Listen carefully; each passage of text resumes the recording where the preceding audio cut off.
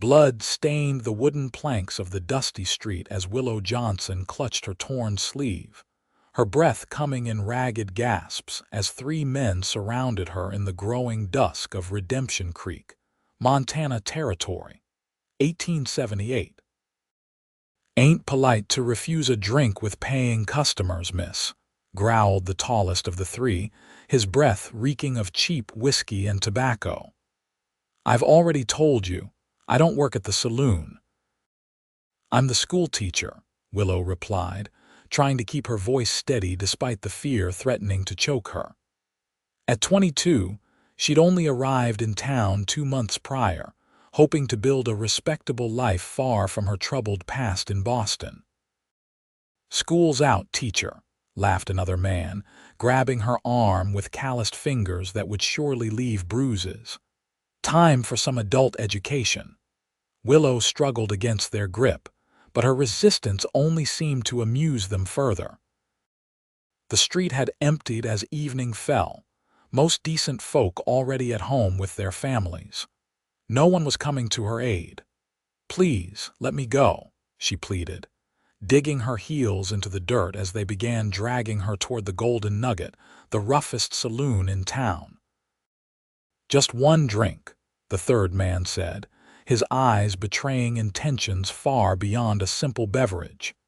"You city girls think you're too good for the likes of us."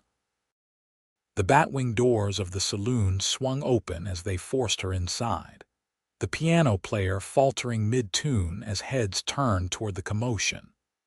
The Golden Nugget fell silent for just a moment before erupting in raucous cheers and whistles at the sight of a respectable woman being hauled inside.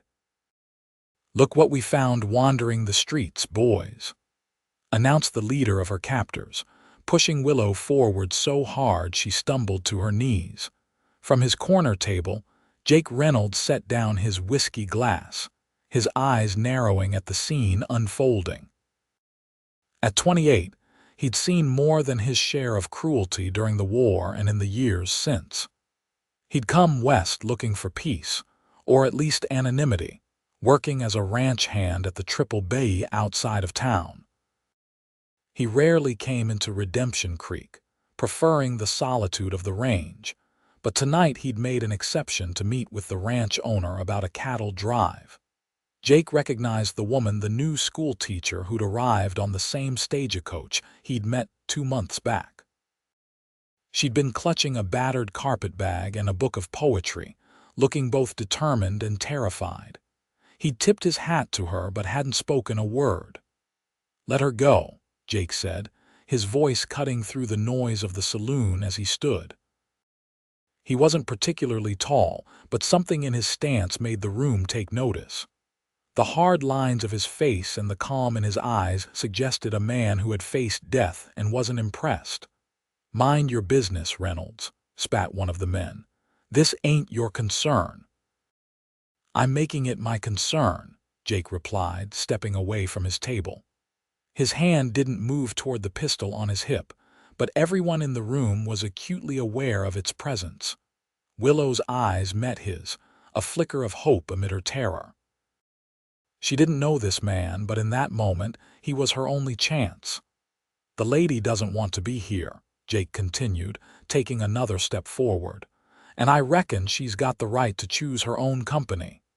The saloon had grown tense, the air thick with anticipation.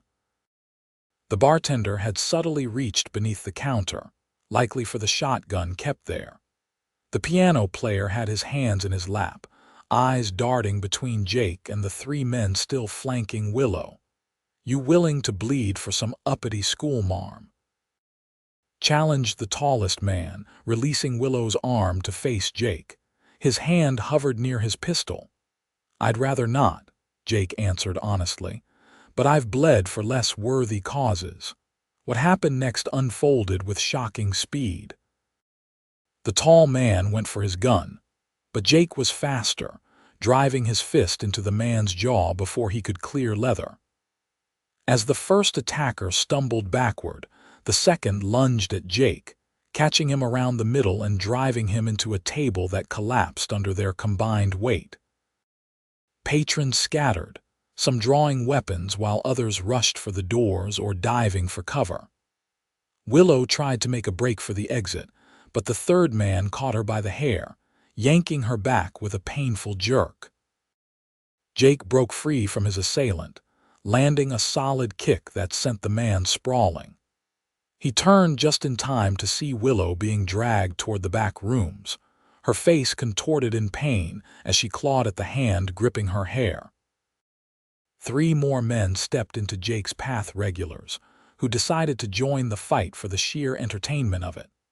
One swung a broken bottle that sliced through Jake's shirt, drawing a line of blood across his ribs.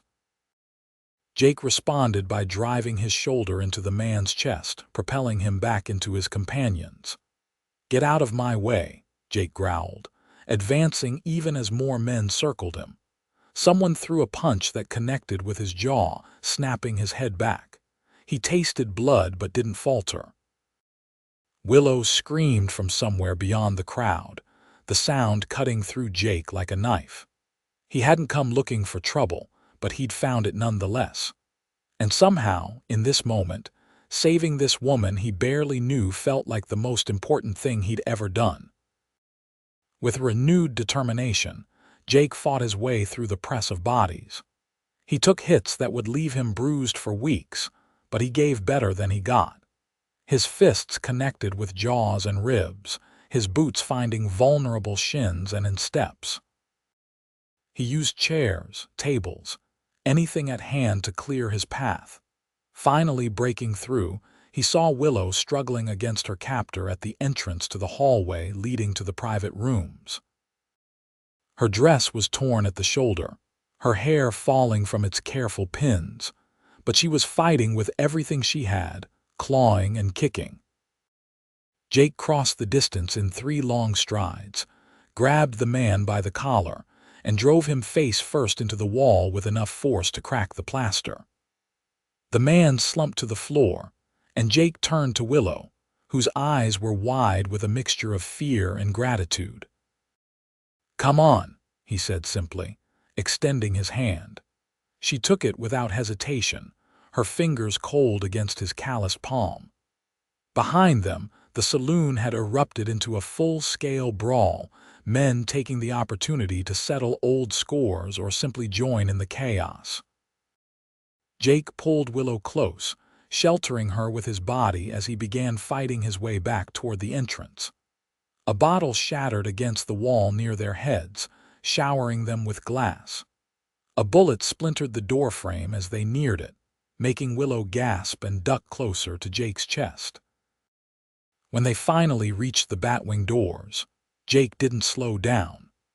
Instead, he swept Willow into his arms and carried her through, not stopping until they were well away from the golden nugget and the sounds of the ongoing fight.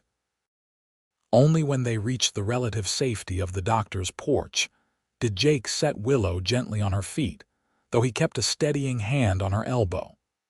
Blood was seeping through his shirt, and a bruise was already forming on his cheekbone, but his eyes were clear and focused on her face. "Are you hurt?" he asked, his voice rough with concern. "Nothing serious," Willow answered, trying to straighten her torn dress. "Thanks to you." She paused, studying his face in the dim light from the doctor's window. "Why did you help me? You don't even know me." Jake was silent for a moment, considering the question. "Some things don't need explaining, madam. It was the right thing to do." Before Willow could respond, the doctor's door opened, spilling lamplight onto the porch. "Doctor." Samuel Wilson, a graying man in his 50s, took in the scene with practiced efficiency. "Miss Johnson, Mr. Reynolds, good Lord, what happened to you two?" "There was trouble at the saloon," Jake said simply. "There always is," Dr. Wilson sighed, ushering them inside. "Come in, both of you. Let's get you patched up." As the doctor cleaned and bandaged their injuries, Willow couldn't stop watching Jake's face.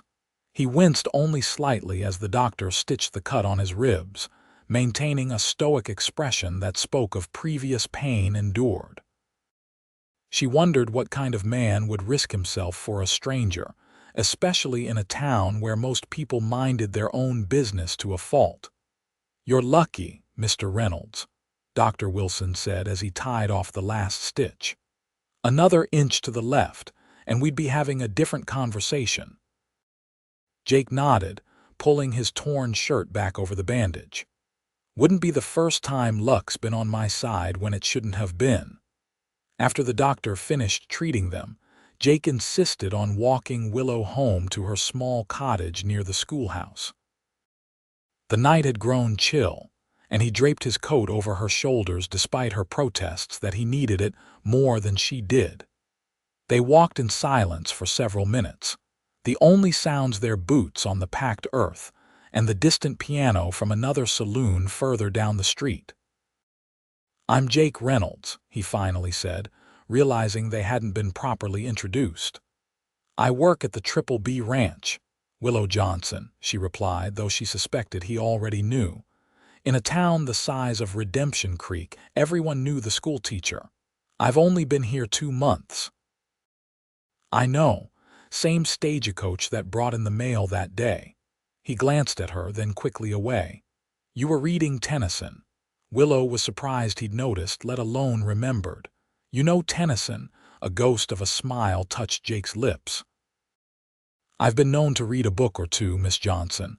When they reached her cottage, Willow hesitated on the porch steps. "Would you like to come in? I could make coffee. It's the least I can offer after what you did." Jake looked tempted but shook his head. "Better not.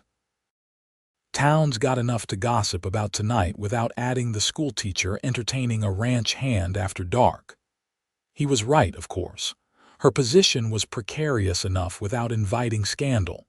Still, Willow felt a pang of disappointment. "Then please take your coat," she said, slipping it from her shoulders and holding it out to him. Jake took it, their fingers brushing briefly in the exchange. "Get some rest, Miss Johnson. I imagine those boys will be facing the sheriff tomorrow once he sorts out the mess at the Golden Nugget." "Will you be in trouble?" she asked, suddenly concerned. "Nothing I can't handle." He settled his hat more firmly on his head. "Good night, Miss Johnson." "Good night, Mr. Reynolds, and thank you again." Jake tipped his hat and turned away, disappearing into the darkness beyond the circle of light from her porch lantern. Willow watched until she couldn't see him anymore, then went inside, her mind replaying the events of the evening and the unexpected hero who had fought his way through a saloon full of men to carry her to safety. The next morning, Willow awoke to find her arms and shoulders mottled with bruises from her ordeal. She covered them as best she could with a high-necked dress and went to the schoolhouse early, hoping to avoid the curious stares she was sure to encounter. She was arranging books on the shelves when she heard a knock at the open door. Turning, she was startled to find Sheriff Thomas Miller standing there, hat in hand. "Miss Johnson," he greeted her with a nod. "Got a moment to talk about what happened last night?" Willow invited him in, offering him a seat at one of the student desks that was comically small for his frame. She told him everything, from being accosted on the street to Jake Reynolds' intervention and their escape. "Those men had no right to treat you that way," the sheriff said when she'd finished. "I've got 2 of them locked up already, the third one still at Doc Wilson's with a broken nose and cheekbone." He paused, studying her face. "Reynolds did quite a number on them." "He was protecting me," Willow said quickly. "He didn't start the fight." Sheriff Miller held up a placating hand. "I know that. Half the saloon's saying the same. I'm not looking to cause trouble for Reynolds. He's a good man, keeps to himself mostly. I just wanted to make sure you were all right." "I am, thank you." The sheriff stood, settling his hat back on his head. "Those men will be facing charges. Judge Williams is due in town next week. In the meantime, might be best if you didn't walk alone after dark." After he left, Willow tried to focus on preparing lessons, but her mind kept drifting to Jake Reynolds, the quiet ranch hand who read Tennyson and risked his life for a woman he barely knew. She wondered if she would see him again, or if he would retreat back to the solitude of the Triple B ranch. She didn't have to wonder long. That afternoon, as the children were filing out at the end of the school day, she spotted him leaning against a hitching post across the street. He was wearing a clean shirt, his hat pulled low over his eyes, watching the schoolhouse with an air of patient waiting. When the last child had gone, Jake crossed the street and stopped at the bottom of the schoolhouse steps. "Miss Johnson," he greeted her, removing his hat. In the full light of day, she could see the bruise on his cheek had darkened to a vivid purple, and a small cut on his lip had scabbed over. "Mr. Reynolds," she replied, suddenly nervous though she couldn't say why. "What brings you to town? Wanted to check that you were all right after last night." "I'm fine, thank you." She hesitated, then added, "And you?" Dr. Wilson seemed concerned about your injuries. Jake shrugged. "I've had worse." An awkward silence fell between them, neither quite knowing what to say next. Finally, Jake cleared his throat. "I was wondering if you might allow me to escort you home, and maybe, if you're not opposed to the idea, I could call on you properly sometime." Willow felt a warmth spread through her chest at his words. "I would like that very much, Mr. Reynolds." "Jake," he corrected with a small smile. "If we're to be friends, you should call me Jake." "Willow," she offered in return, descending the steps to stand beside him. As they walked toward her cottage, Willow found herself telling Jake about her life before coming west, her childhood in Boston, losing her parents to influenza, her decision to accept the teaching position in Montana Territory. Jake listened attentively, asking questions that showed genuine interest rather than mere politeness. In return, he shared bits of his own story growing up on a small farm in Ohio, fighting for the Union in the final year of the Civil War when he was barely 18, drifting west afterward, unable to settle back into his old life. "The war changed everything," he said quietly. "Couldn't go back to being a farm boy after seeing what I saw." "Is that why you came west?" Willow asked. Jake nodded. "Seemed like a place where a man could start fresh, where what you did mattered more than who you were or where you came from." "That's why I came too," Willow admitted. "To start fresh."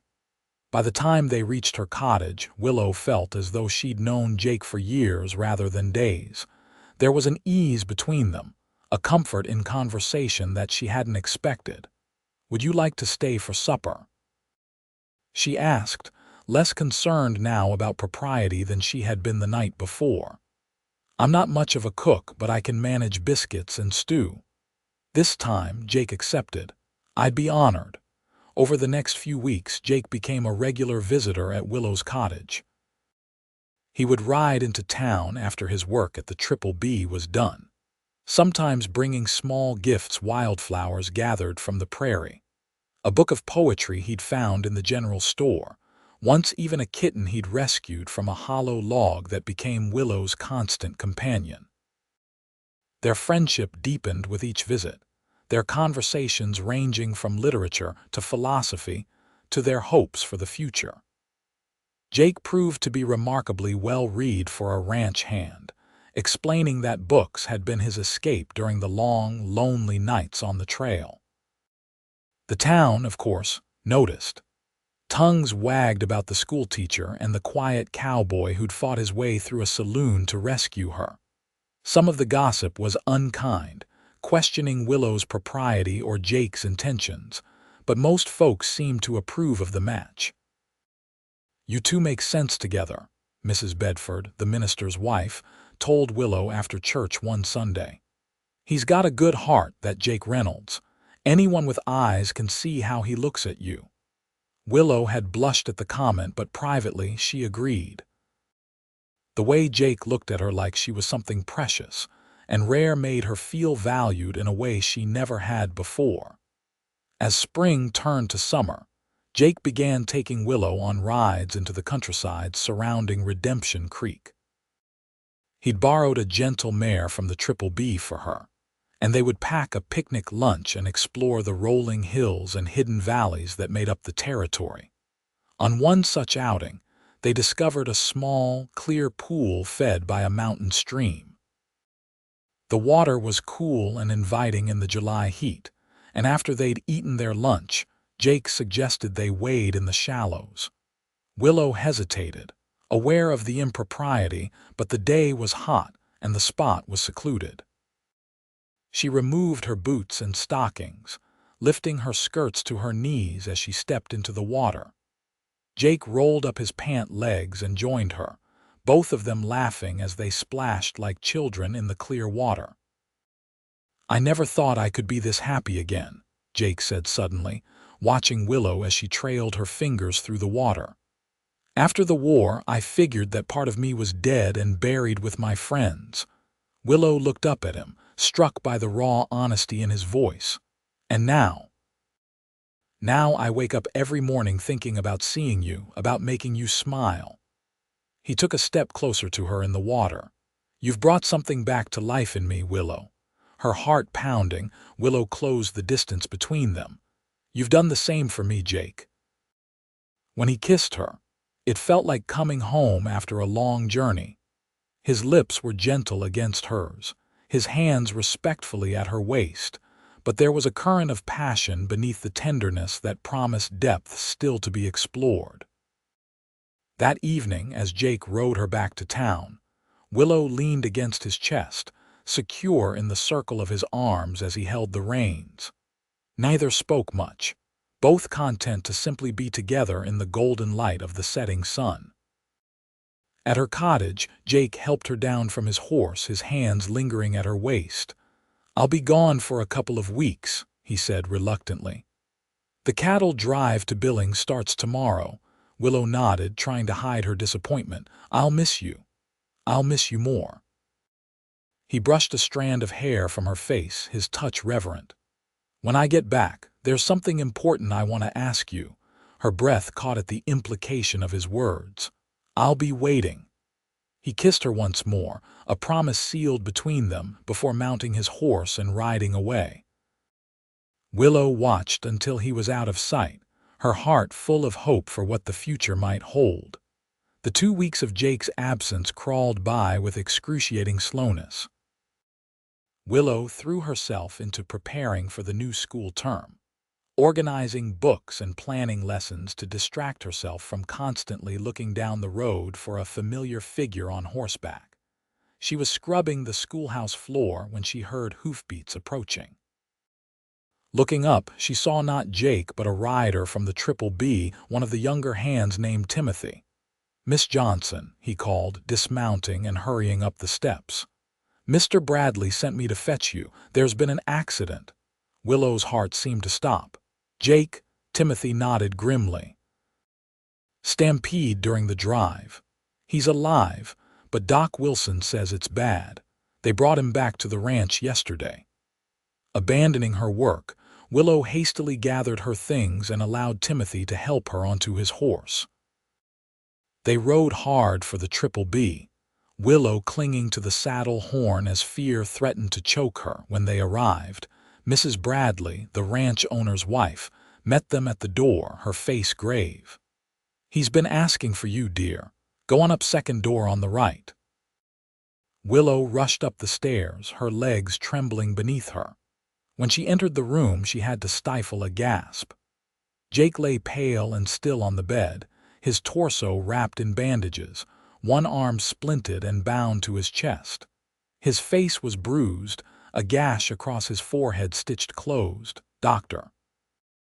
Wilson stood from his chair beside the bed. "Miss Johnson. Good, you're here. He's been fighting to stay awake until you arrived." As if on cue, Jake's eyes fluttered open, focusing slowly on Willow's face. A weak smile touched his lips. "You came." Willow moved to his side, carefully taking his uninjured hand in hers. "Of course I came. How bad is it?" "3 broken ribs, broken arm, internal bruising," Dr. Wilson answered when Jake seemed too weak to speak. "He was trampled pretty badly. By all rights, he should be dead.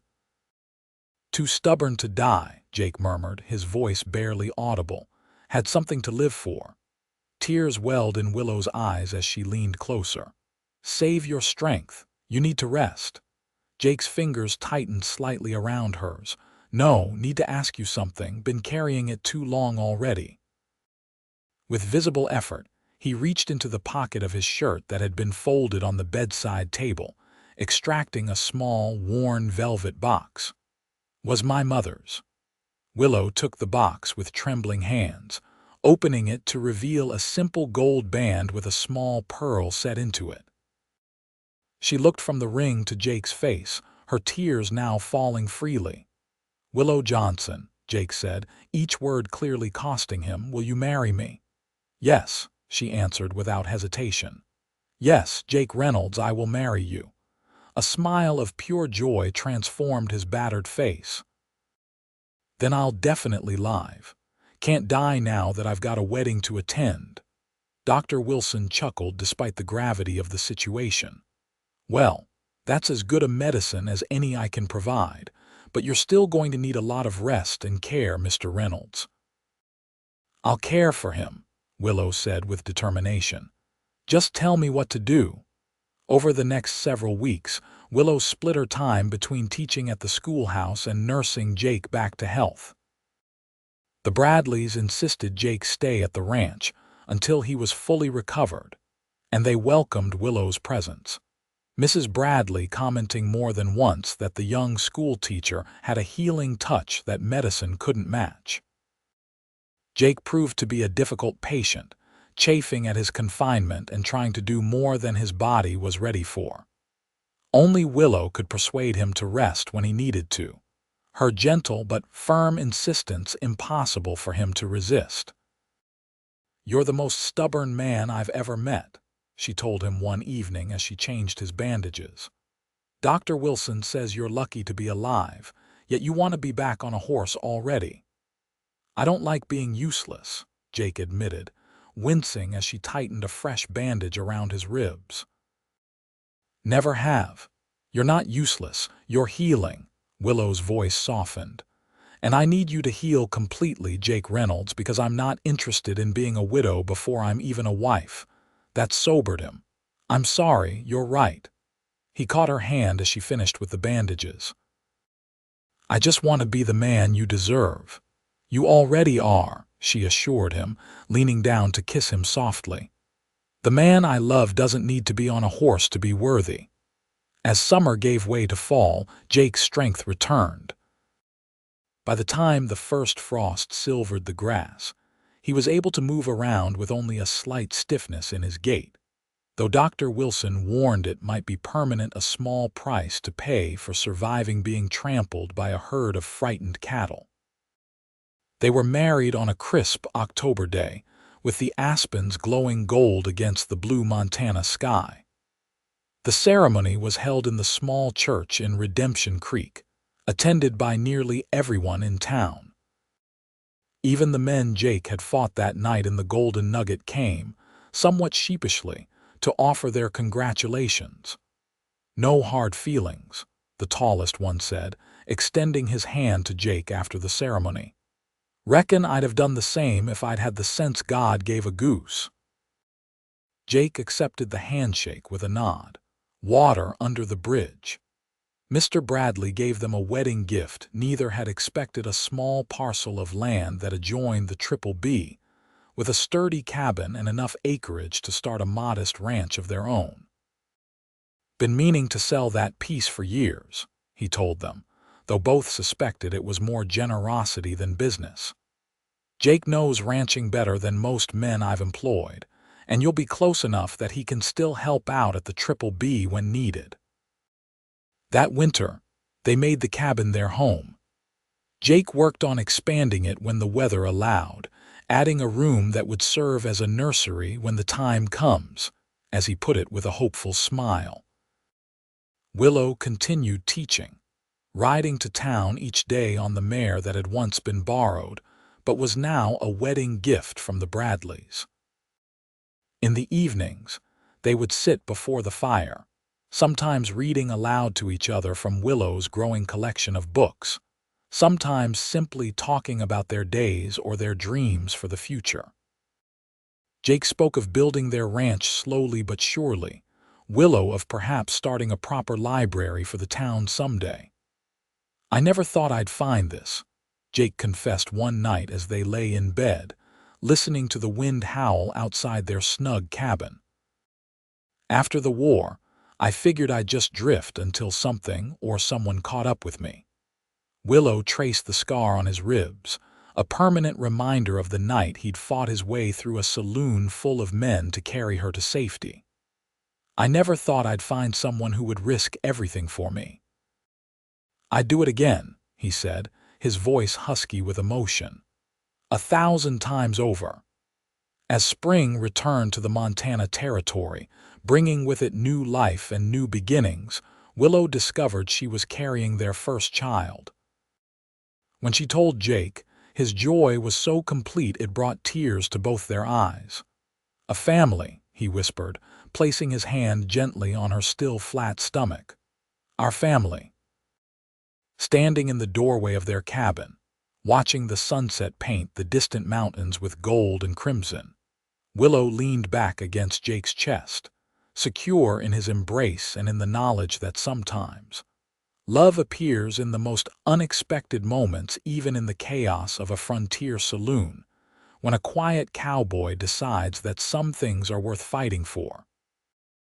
"Do you ever think about that night?" she asked, knowing he would understand which night she meant. "How different our lives might have been if you hadn't been there." Jake's arms tightened around her. "I don't believe in coincidence, Willow. I believe I was meant to be there, just as I believe I was meant to find you." He turned her gently to face him, his eyes reflecting the golden light of the setting sun. "Some things are written in the stars long before we ever know to look up and read them." As dusk settled over their small piece of the frontier, Willow and Jake Reynolds stood wrapped in each other's arms, their past behind them, their future stretching out as vast and promising as the Montana sky above them, a future born in a moment of courage, when a man fought through a crowd to carry a woman to safety, and in doing so, found his way home.